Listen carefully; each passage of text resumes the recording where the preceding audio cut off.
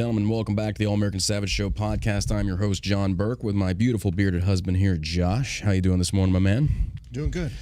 How are you? Lot to tell you. You got that taxes thing we were talking about yesterday?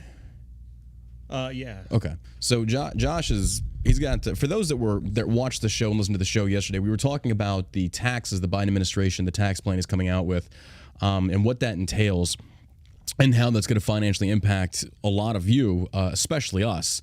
And somebody said we should rename the podcast John and Josh in the Morning. It's not a bad idea. That's not a bad idea, John and Josh in the Morning. Oh, I don't know about that. We do have a special show coming up that we're going to be taking questions for like advice on life and stuff and answering your questions, a whole show dedicated to it. But there's just been a lot of stuff in the news in the last 24 hours, and it's just really difficult to get to all of it and keep the show within a good time frame. And it's just so much to cover.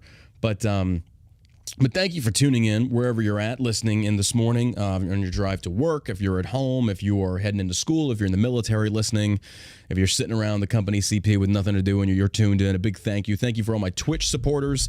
We are live every morning over here on Twitch at The John Burke. You can tune in and you can actually watch the show live, and that's where I read the majority of the comments from is from Twitch. YouTube, not so much, because we get a lot of trolls on YouTube, and I find myself focusing on that negativity. But Twitch, we have a really damn good community. So you can check us out on Twitch at The John Burke.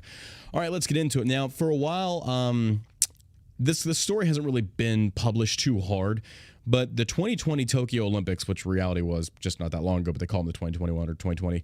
Y'all remember Simone Biles and how essentially she caught a lot of heat for essentially pulling out of the Olympics.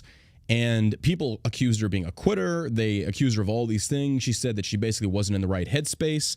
She said she was dealing with some internal problems that were basically compromising her ability to perform. And a story broke on Fox and some other media outlets out there. And again, it's not picking up a lot of traction because it's not really forefront in the news. It's not juicy enough. But I wanted to talk about this one real quick because here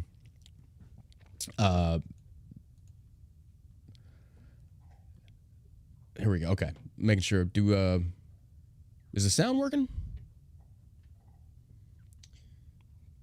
Just making sure. Check. I think we do. I think we're good. I think so. Okay. But for those that tuned in and watched the show when we covered this, I basically had her side. I was on her side. And people were like, oh my God, you've gone soft. You're excusing a quitter. You're doing all manner of things. And I could tell that when somebody sits there and, you know, they say that I am not in the right headspace and I want to step back and put the team first, and I covered this, that's a noble endeavor. But she said she was bothered by something. And this is the story that just broke. And it said Simone Biles details how Nasser's abuse impacted Tokyo Olympics. She says, I never should have been left alone. Now, in this age of Me Too and Believe All Women and all these things out there, you have a legitimate story here that the FBI even investigated and admitted they kind of dropped the ball on. And no wonder women don't feel comfortable coming forward because you have stories like this. Simone Biles, excuse me if I said that wrong, revealed Wednesday that the sexual abuse she suffered by disgraced former USA gymnastics team Larry Nassar had a direct impact on her mental health at the 2020 Tokyo Olympic Games this summer, where she unexpectedly withdrew from several events. Biles and several